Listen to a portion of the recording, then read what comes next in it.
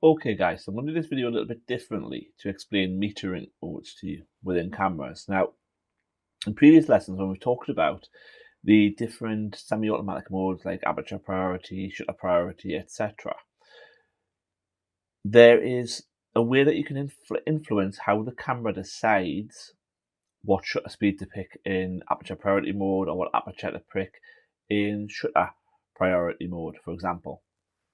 And that's the metering modes. Now, metering is how the camera determines how bright or dark a scene is, what it's actually looking at. You can change the way the camera thinks about the scene by changing the metering mode that it's using. Now, different manufacturers do use slightly different graphics and different terms for the metering modes, but I think you should be able to follow this. The easiest way I thought I could demonstrate this is to do a screen record using this free software from Sony, which allows me to connect this Sony a7R4 directly to my computer, and you can see the settings. So you can see here that we're in aperture priority mode. I've had to crank the ISO up to 3200 because we're only using a desk lamp here, but here, this is the symbol for metering mode. And at the moment, this camera is in what's called multi-metering mode. Now, some cameras will call it matrix metering mode or grid metering mode, but essentially the graphic is pretty much always a picture of the frame divided up into multiple sections. So what the camera is trying to do is it's trying to balance the image out by metering each section individually and trying to get a balance of the picture. So in multi-metering mode, in f2.8, the camera has chosen a shutter speed of 1,250th of a second. Now, if we change the metering mode for a moment to center weighted, where the camera is going to concentrate on the middle of the screen, then it's turned the shutter speed up to 1/2000th because this nicely contrasting white desk with the Tamron lens cap in the middle is the white desk, so it's tried to save the highlights and stop them being clipped, as you can see in the histogram there. Now, next mode is called entire screen average, which is similar to multi, but it doesn't divide things up into segments. It tries to take an overall balance for the screen. As you can see, when we switch to entire screen average, the shutter speed goes to 1/116th of a second. And then we have what's called standard spot.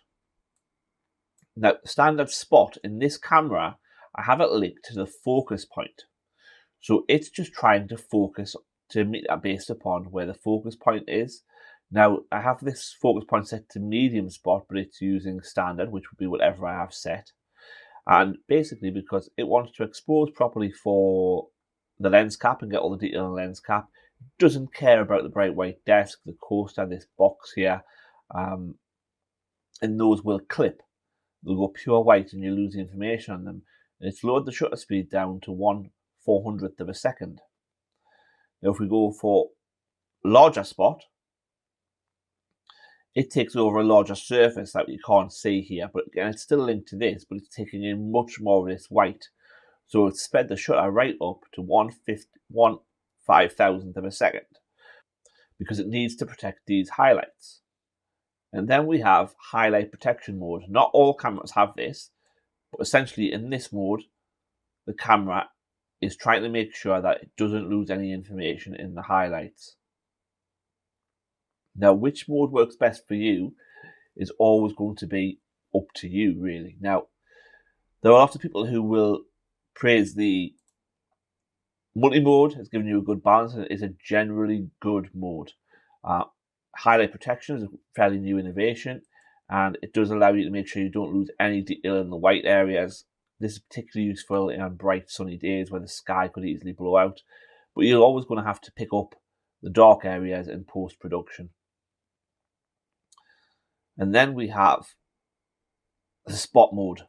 Now, the spot mode tends to be the one I use most of the time because I personally, and this is a philosophical thing that not all photographers will agree with, I don't really care about blowing out the highlights if they're not on my subject, and I don't really care about crushing the blacks if they're not on my subject. My subject is what matters to me, and I will deal with these things in post-production where I can, but if not, the most important thing to me is the subject that I'm focused upon, which is why I have the spot metering linked to the focus point.